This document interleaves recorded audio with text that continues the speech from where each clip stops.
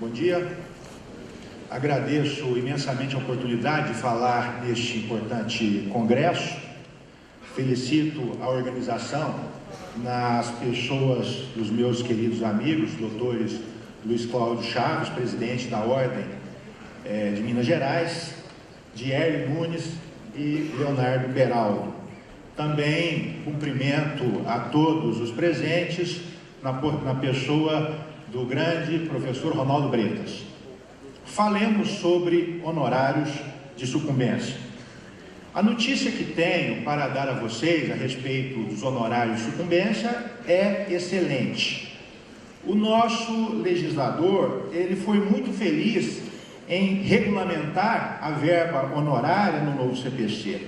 Basta verificar que o artigo 85, mais extenso de todo o Código, composto por nada menos que 19 parágrafos, é dedicado quase que exclusivamente à tratativa particularizada dos honorários sucumbenciais. Impossível imaginar uma homenagem mais perfeita a nós, advogados. Vamos por etapas. De início, quero sublinhar a exatidão redacional do artigo 85 caput do CPC 2015. Esse dispositivo ele é eloquente ao rezar que a sentença condenará o vencido a pagar honorários ao advogado da parte vencedora. Significa isso que, finalmente, o legislador, seguindo a jurisprudência freneticamente predominante, definiu na lei processual que os honorários sucumbenciais são devidos não à parte vencedora, e sim ao advogado dela, e em prejuízo da parte sucumbente.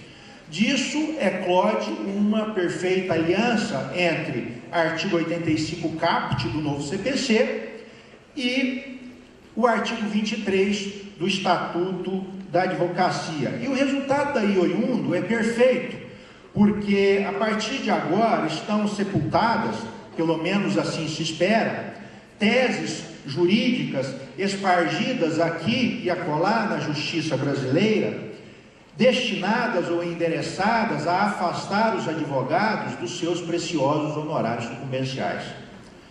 E não esqueçamos a cereja do bolo. O STF, recentemente, aprovou a proposta de súmula vinculante número 85, atribuindo natureza alimentar aos honorários sucumbenciais, valorizando a importância da advocacia na prestação jurisdicional e fazendo coro não apenas com a Constituição Federal, que reza que o advogado é essencial à administração da justiça, mas fazendo coro também com o próprio novo Código de Processo Civil, que segue idêntica linha de entendimento no seu parágrafo 14 do artigo 85. E vejam a coincidência, tudo regulamentado pelo número 85. Para quem é supersticioso, talvez seja este o número de sorte dos quase 900 mil advogados atuantes no Brasil. Falemos sobre a natureza dos honorários sucumbenciais e a respeito dos parâmetros e critérios para a sua fixação. Os honorários sucumbenciais, sabemos todos, ganharam status remuneratório só mais recentemente, 2 décadas depois da entrada em vigor do CPC de 73, especialmente a partir da publicação do Estatuto da Advocacia. Até então, possuíam natureza indenizatória. Sua titularidade cabia à parte vencedora e não ao advogado dela.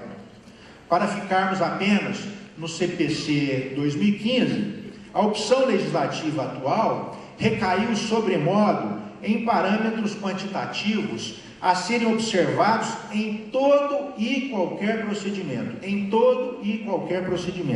sendo mais específico. A regra geral, no novo CPC, estabelece balizas entre o mínimo de 10% e o máximo de 20%, a recair, primeiro, sobre o valor da condenação, ou, em segundo plano, sobre o proveito econômico obtido, ou, por fim, sobre o valor atualizado da causa, atendidos aqueles mesmos elementos já conhecidos de todos, o grau de zelo do profissional, o lugar da prestação do serviço, a natureza e a importância da causa, o trabalho realizado pelo advogado e o tempo exigido para o serviço. E ainda naquelas causas que envolvem a fazenda pública, em que a fazenda pública seja parte, pouco importa se autora ou ré, ainda nessas causas em que a fazenda pública seja parte, a fixação dos honorários será feita também em observância a parâmetros igualmente objetivos e em atenção a esses mesmos elementos de cunho fático que acabei de mencionar. A novidade é que nesses processos em que a fazenda pública integra a relação jurídica processual, há agora uma espécie de tabelamento legal, com percentuais mínimos e máximos fixados em salários mínimos, vinculados também ao valor da condenação ou ao proveito econômico obtido ou ainda ao valor atualizado da causa. E mais, os referidos limites e critérios aplicar-se-ão independentemente de qual seja o conteúdo da decisão, mesmo nas hipóteses de improcedência e mesmo naquelas hipóteses de sentença proferida sem resolução de mérito. É preciso frisar entusiasticamente que as nossas rezas foram, enfim, atendidas. O parágrafo 4º do artigo 20 do CPC de 73 não encontra correspondência nesse novo Estatuto Processual. Ele foi, por assim dizer, obliterado. Desconheço quem, na qualidade de advogado, já não excomungou alguma vez esse dispositivo lazarento, responsável direto pelo encolhimento da nossa remuneração honorária. Por tudo isso, nada mais justo que aplaudir o legislador, porque muito provavelmente nos livraremos de uma vez por todas da amaldiçoada síndrome de Procusto, que sempre orientou ou influenciou magistrados na fixação dos honorários.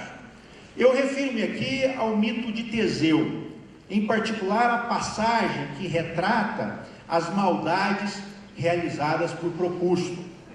Em sua casa, situada à beira de uma estrada, Procusto oferecia hospitalidade para os viajantes que por ali passavam.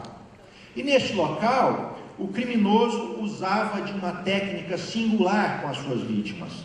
Deitava-as em um dos vários leitos que possuía, escolhido por ele próprio, segundo seu exclusivo critério, cortando os pés dos que ultrapassavam a cama pequena, ou distendendo violentamente as pernas daqueles que não preenchiam o comprimento do leito maior. O cara era um sádico de carteirinha. O problema é que se esse viajante fosse um advogado, eu não tenho dúvidas em dizer que lhe seria oferecido um leito bem pequenino.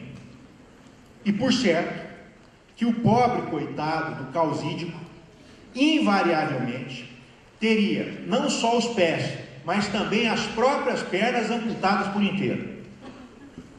Brinco com a mitologia a fim de simbolizar uma realidade com a qual infelizmente estamos habituados: a fixação de honorários pró-mísero. A cada dia os honorários sucumbenciais vêm sofrendo de anemia extrema, sobretudo em face deste mal chamado solipsismo judicial, que domina o imaginário de muitos dos nossos magistrados e fomenta neles espécie de tirania intelectual. Em matéria de fixação de honorários, prevalece como pauta regente das decisões o moralismo dos julgadores, as afinidades ou empatias que nutrem por um ou por outro advogado, ou mesmo, em alguns casos mais extremos, o repúdio de serem obrigados a fixar verba honorária. Espera-se que, frente a esse novo CPC, ao CPC 2015, essa realidade seja ao menos minorada. E a crença ganha força quando se encara a referida legislação numa perspectiva holística, sistemática. O legislador acertou em se exceder no uso das palavras em algumas ocasiões. Tenho dito por aí que o nosso legislador se valeu neste novo CPC da técnica da redundância necessária. Ele disse obviedades e obviedades para, quem sabe, ser ouvido. O legislador quer ser ouvido diante do fosso abissal que separa aquilo que se prega em teoria e aquilo que se pratica no dia a dia forense, só mesmo assim para, quem sabe, conseguirmos chamar a atenção dos profissionais do direito. Percebam, a nova lei processual afirma o óbvio, já a miúde trabalhado pela melhor doutrina, ao positivar os desdobramentos substanciais do contraditório em seu artigo 10º, mas cujos reflexos, infelizmente, ainda não encontraram eco na prática do foro. Já disse e repito, a verba honorária, por força legal, pertence ao advogado. Evidentemente que o advogado não é parte do processo em que atua profissionalmente, representando os interesses daquele que contratou. Ele age em nome do seu constituinte, representando-os em todas as fases procedimentais pelas quais perpassam a atividade jurisdicional. Contudo, naquilo que diz respeito especificamente aos honorários sucumbenciais, os advogados de ambos os lados atuam sim na qualidade de genuínas partes, são partes ativas, cada qual defendendo seus interesses e almejando importância monetária que se ajuste às suas expectativas. Considerando que os causídicos operam, ou pelo menos deveriam operar, num determinado momento do processo, atendendo a interesses exclusivamente deles próprios, parece adequada a conclusão de que cumpre a autoridade julgadora, atenta ao devido processo legal, permitir-lhes o exercício do seu direito de participação e de influência na construção desse capítulo condenatório do provimento jurisdicional. Quanto às partes, sobretudo porque a condenação a uma delas será dirigida, ou pelo menos, ou será dirigida a ambas concomitantemente, detém elas, sem dúvida nenhuma, a garantia de refutar argumentos e de produzir provas e contraprovas, até como meio de evitar a fixação de honorários que, em sua ótica, não correspondam às suas expectativas. Não há como se aceitar, num regime democrático e republicano, demarcado pelo devido processo constitucional, condenação proferida em desprezo à ampla defesa, sem que se permita ao sucumbente a oportunidade de se manifestar previamente. E vejam, não estou aqui a defender um contraditório inútil. Afinal, a legislação processual não deixa ao exclusivo critério do juiz a fixação dos honorários, na medida em que abaliza critérios bastante específicos, critérios objetivos a serem observados. Voltando os olhos para o cotidiano forense, aos advogados cumprem aproveitar o ensejo da audiência de instrução e julgamento, a fim de produzirem prova testemunhal e, por meio dela, por exemplo, demonstrarem o seu grau de zelo profissional, as minúcias do trabalho que realizaram e o tempo gasto para o serviço. Não há por que pensar que essas provas devam estar espelhadas nos registros do caderno processual, como se a frieza das peças anexadas fosse suficiente para retratar a inteireza do trabalho realizado pelo profissional da advocacia. De resto, a utilidade deste contraditório, naquilo que nos importa aqui, é verificada no cotidiano forense, sobretudo em recursos de apelação cuja tônica situa-se justamente na matéria atinente ao arbitramento dos honorários advocatícios. Há, aliás, recursos cujo mérito se restringe a essa questão que, na maior parte dos casos, sequer foi debatida em primeiro grau de jurisdição. E assim o contraditório sobre ela acaba ocorrendo apenas e tão somente em grau recursal. Se inútil fosse o contraditório, razão não haveria para se instaurar debates nos tribunais mediante expedientes recursais não raramente providos. Pois bem, tenho ainda 5 minutos e vou tentar trazer resumidamente algumas regras que estão positivadas neste artigo 85 do novo CPC. Primeira regra: também nos procedimentos de liquidação de sentença haverá condenação em honorários sucumbenciais, ainda que a lei processual seja omissa com relação a isso. Isso só vem a demonstrar que o rol que está lá no parágrafo 1º do artigo 85 é meramente exemplificativo, ele não esgota as possibilidades. Não são devidos honorários de sucumbência nas execuções não embargadas ou não impugnadas contra a Fazenda Pública, desde que não tenha havido impugnação. Há agora os chamados honorários recursais.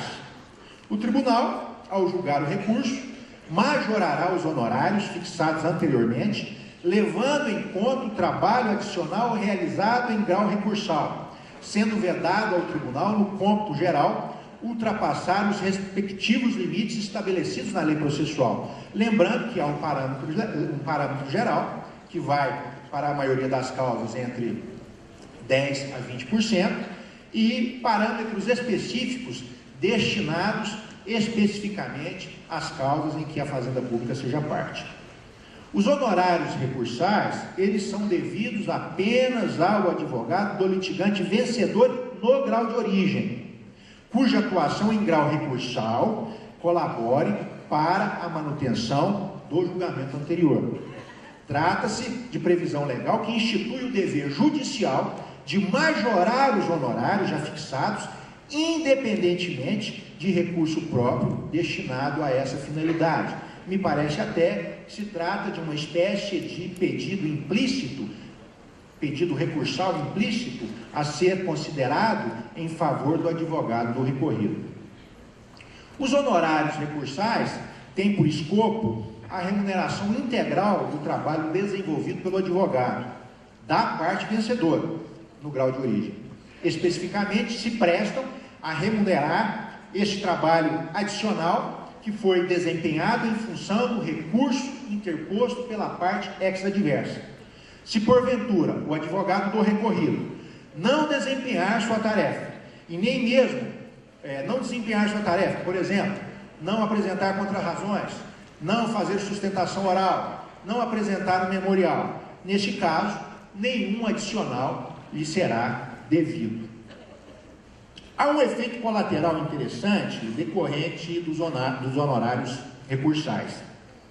O comando legal, ele acaba desestimulando a interposição de recursos, sobretudo aqueles recursos protelatórios, porque a parte sabe, de antemão, está positivo na lei, que se recorrer e vier a perder também em grau recursal, suportará nova condenação honorária. São devidos honorários recursais também em caso de remessa necessária, ainda que a remessa necessária não seja propriamente um recurso. A ratio do artigo 85, parágrafo 11, relaciona-se unicamente com a ideia de remuneração integral do trabalho realizado pelo advogado ao longo do processo.